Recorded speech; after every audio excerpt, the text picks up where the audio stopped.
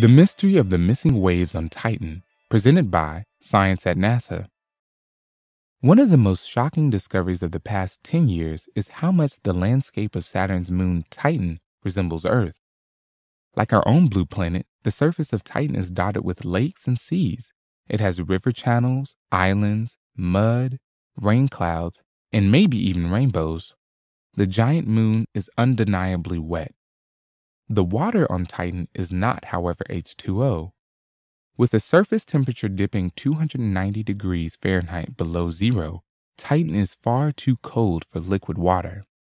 Instead, researchers believe the fluid that sculpts Titan is an unknown mixture of methane, ethane, and other hard-to-freeze hydrocarbons. The idea that Titan is a wet world with its own alien waters is widely accepted by planetary scientists. Nothing else can account for the observations. NASA's Cassini spacecraft has flown by Titan more than 90 times since 2004, pinging the moon with radar and mapping its lakes and seas. ESA's Huygens probe parachuted to the surface of Titan in 2005, descending through humid clouds and actually landing in moist soil. Yet something has been bothering Alex Hayes, a planetary scientist on the Cassini radar team at Cornell University. If Titan is really so wet, he wonders, where are all the waves? Here on Earth, bodies of water are rarely still. Breezes blowing across the surface cause waves to ripple and break. Raindrops striking sea surfaces also provide some roughness. Yet on Titan, the lakes are eerily smooth, with no discernible wave action down to the millimeter scale, according to radar data from Cassini. We know there is wind on Titan, says Hayes. The moon's magnificent sand dunes prove it. Add to that the low gravity of Titan, only 1/7 that of Earth, which offers so little resistance to wave motion, and you have a real puzzle. Researchers have toyed with several explanations. Perhaps the lakes are frozen. Hayes thinks that is unlikely, however, because we see evidence of rainfall and surface temperatures well above the melting point of methane. Or maybe the lakes are covered with a tar-like substance that damps wave motion. We can't yet rule that out, he adds.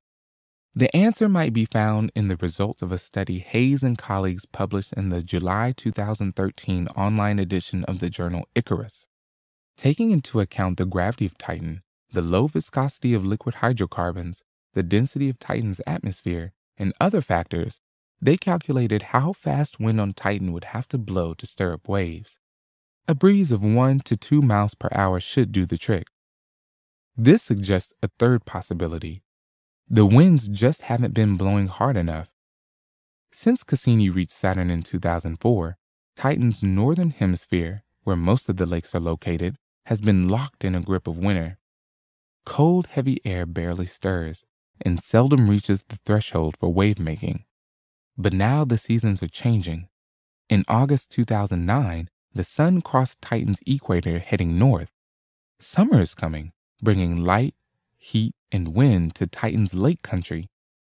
According to climate models, winds will pick up as we approach the solstice in 2017 and should be strong enough for waves, he says.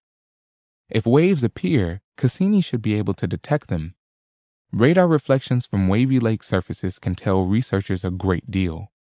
Wave dimensions, for instance, may reveal the viscosity of the underlying fluid and thus its chemical composition. Hayes is excited about bringing oceanography to another world. All we need now, he says, are some rough seas.